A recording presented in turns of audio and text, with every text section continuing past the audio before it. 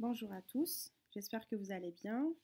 Alors moi je m'appelle Iman, je suis étudiante marocaine en France. Actuellement je suis en deuxième année master et j'ai décidé de vous faire cette vidéo déjà pour partager avec vous mon expérience et surtout de vous parler de la procédure Campus France pour les personnes qui ont envie de venir étudier en France. Donc, pour commencer, déjà la procédure, c'est simple, c'est pas compliqué. Dans un premier temps, il va falloir aller sur une page internet, page Google, et écrire Campus France Maroc ou Campus France Algérie ou Campus France Sénégal. Ça dépend du pays, ça dépend de votre pays. Après, une fois que c'est fait, vous arrivez sur une page comme celle-ci. Donc, vous cliquez sur l'icône connexion. Et à la suite de ça, vous avez cette page. Donc, ce qu'il faut faire, c'est de cliquer sur Je m'inscris afin de créer votre dossier et donc s'inscrire. Donc, une fois que vous cliquez sur Je m'inscris, vous arrivez à cette page.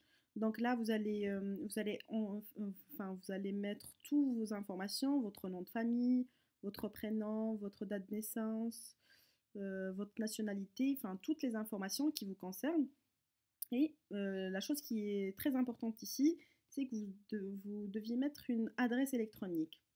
Donc là, la chose que je tiens à signaler, c'est qu'il faut saisir une adresse email qui est exacte et surtout celle que vous consultez régulièrement et que vous n'allez pas oublier.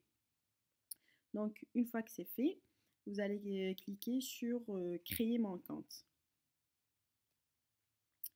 Donc une fois que votre compte il est créé, vous avez votre identifiant, enfin votre adresse mail et votre mot de passe. Là, sur la page, en haut à droite, il y aura ici votre nom et prénom ainsi que votre identifiant. Donc, moi, je l'ai caché pour des raisons de confidentialité. Donc, dans un premier temps, vous allez venir cliquer sur Je suis candidat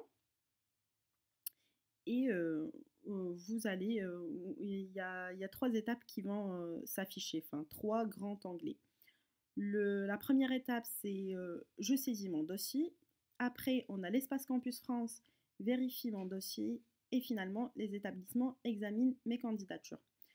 Donc, la chose qui est très importante, c'est qu'une fois que vous avez créé votre compte, un identifiant sera attribué à vous et il va falloir payer les frais de dossier. Donc les frais de dossier s'élèvent à 1900 dirhams qu'il faut régler auprès de la banque. Oui, auprès de la banque. Donc vous allez à la banque avec votre identifiant, votre carte d'identité nationale et vous allez payer les frais. Donc après, au bout de 3-5 jours, vous allez recevoir un message comme celui-ci qui s'affiche ici, paiement enregistré. Ils vont dire bonjour, votre paiement de 1900 dirhams a bien été enregistré, donc c'est OK pour vous. Après, donc comme je disais, vous allez cliquer sur Je suis candidat et on va partir. Enfin, là dans cette vidéo, je vais partir avec vous. Je vais vous expliquer étape par étape tout ce qu'il faut faire. Donc, dans un premier temps, on va partir sur Je saisis mon dossier. Donc, je vais cliquer sur Je saisis mon dossier. Après, il y a trois sous-onglets qui vont s'afficher. Je saisis mes informations personnelles. Je remplis mon panier de formation et je soumets mon dossier. Donc, dans un premier temps, on va cliquer sur Je saisis mes informations personnelles. Donc, à la suite de ça, une fois qu'on va cliquer sur Je saisis mes informations personnelles, il y a une page qui va s'afficher avec ces informations. Donc, on a avec trois onglets encore une fois. Ma situation personnelle actuelle, mon parcours et mes diplômes, mes compétences linguistiques. Donc, vous allez cliquer sur ma situation personnelle actuelle. Dans cet onglet, qu'est-ce que vous allez mettre? C'est tout ce qui vous concerne, uniquement les informations, vos informations personnelles, ça veut dire votre nom, votre prénom, votre photo d'identité, votre nationalité et votre CV aussi. À la suite de ça, une fois que c'est fait, donc vous validez, après vous allez revenir, vous allez cliquer sur mon parcours et mes diplômes. Donc là, vous allez mettre votre parcours. Supposons que vous êtes actuellement en baccalauréat. Donc vous allez mettre, ben, il y a un tableau. Dans la première partie, vous allez mettre tronc commun. Donc dans la partie tronc commun, vous allez mettre vos relevés de notes, vos certificats de scolarité, votre moyenne générale. Après, il y a première année baccalauréat. Vous allez aussi mettre vos certificats de scolarité, vos relevés de notes, pareil. Et comme je disais au début, supposons que vous êtes actuellement en baccalauréat, ça veut dire que vous êtes en cours. Vous n'avez pas encore les relevés de notes, il n'y a pas de souci, vous allez juste mentionner que c'est en cours. Et vous allez juste fournir votre certificat de scolarité, sachant que les relevés de notes, vous allez pouvoir les rajouter après, une fois que vous les aurez. Voilà. Donc oui, vous allez donner toutes les informations. Par exemple, supposons aussi pour une personne qui est en master, enfin une personne qui est en licence 3e année licence, elle, les informations qu'elle va donner, qu'il va mettre en place dans la partie mon parcours et mes diplômes, c'est son baccalauréat, avec les relevés de notes bien sûr, sa première année licence avec les relevés de notes, deuxième année licence avec les relevés de notes, et troisième année licence. Et bien sûr, pareil, si elle n'a pas encore ses relevés de notes, elle peut mettre uniquement le certificat de scolarité et le complément d'information, elle va le compléter par la suite. Après, dans mes compétences linguistiques, une fois que c'est fait, vous validez bien sûr la deuxième étape, mon parcours et mes diplômes. Après, vous passez à mes compétences linguistiques. Donc là, ce qu'il faut mettre, c'est, il faut que il faut s'inscrire pour passer le TCF ou le DELF ou le DALF. Ça dépend ça dépend de vous dans un premier temps et de ce que l'université auquel vous voulez postuler, elle demande. Donc, généralement, les universités ici en France, ils demandent un test de connaissance française, c'est le TCF. Donc, en ce qui concerne la procédure, c'est que vous allez vous rapprocher du campus France de votre ville et vous allez vous inscrire dans une des sessions qui propose. Tout au long de l'année, il y a plusieurs sessions. Donc, vous allez choisir la session qui est la plus adaptée pour vous.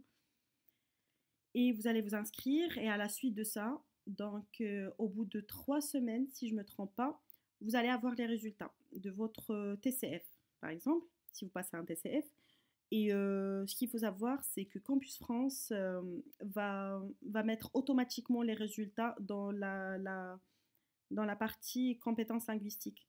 C'est eux qui vont se charger de mettre en place les résultats et vous pouvez regarder après combien vous avez eu, votre note, est-ce que vous avez un B1, B2, C1.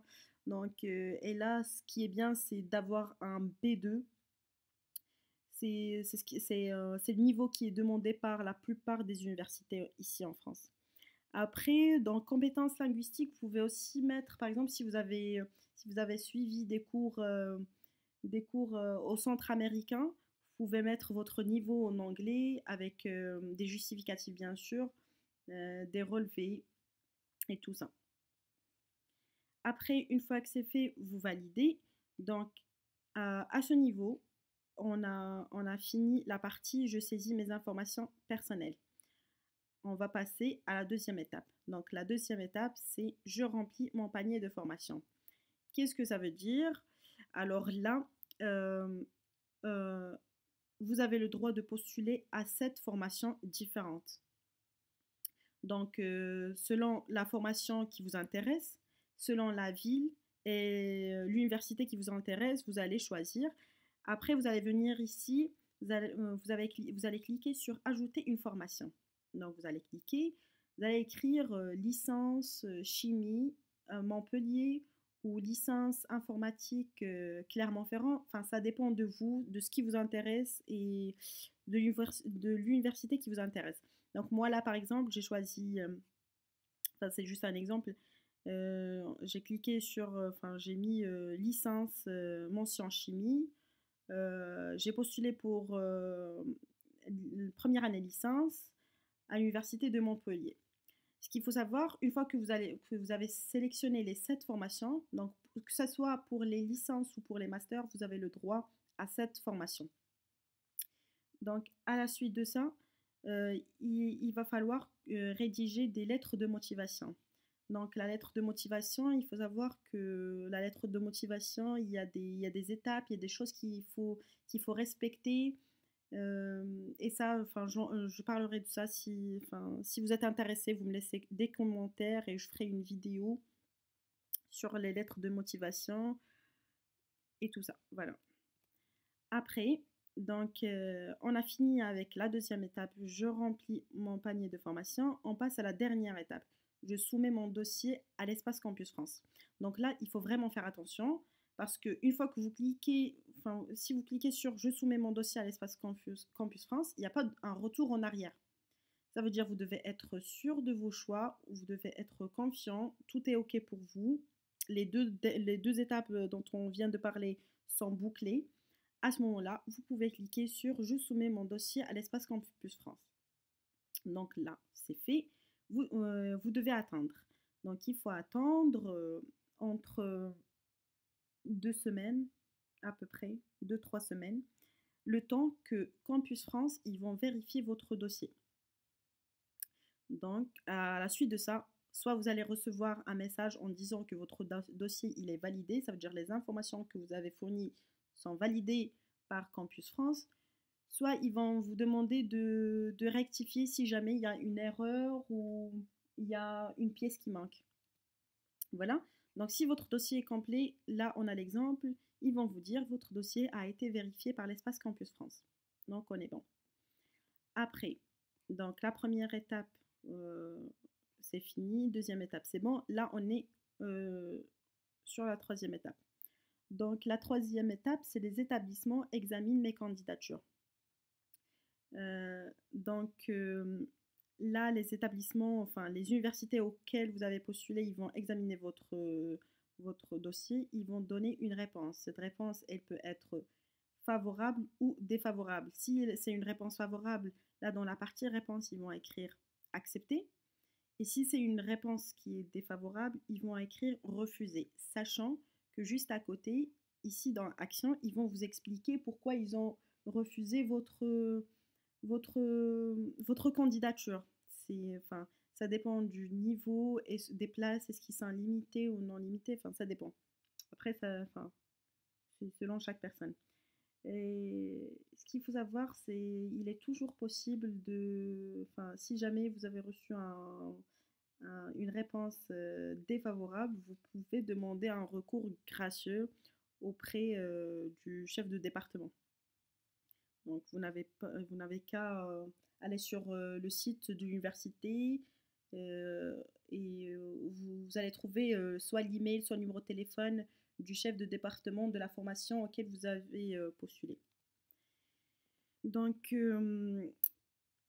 supposons que vous avez reçu une réponse favorable, que vous avez été, enfin, une université parmi les 7 formations vous a accepté. Donc, la prochaine étape, c'est qu'il faut demander un visa. Donc là, c'est toute une procédure où il faut prendre un rendez-vous auprès du TLS et déposer votre demande, voilà, de visa. Donc, moi, je suis arrivée à la fin de ma présentation. Je vous remercie pour votre attention. Et si vous avez des questions, n'hésitez pas à me les poser, à poser vos questions en commentaire. J'essaierai de répondre à toutes les questions, bien sûr. Et s'il y a un sujet qui vous intéresse plus, pouvez me le dire. Je peux faire une vidéo où je vous explique tout en détail. S'il y a eu quelque chose qui n'est pas clair au niveau de ma présentation aussi, n'hésitez pas. C'est avec grand plaisir. Et je vous invite aussi à aimer ma vidéo et je vous remercie et à la prochaine. Au revoir.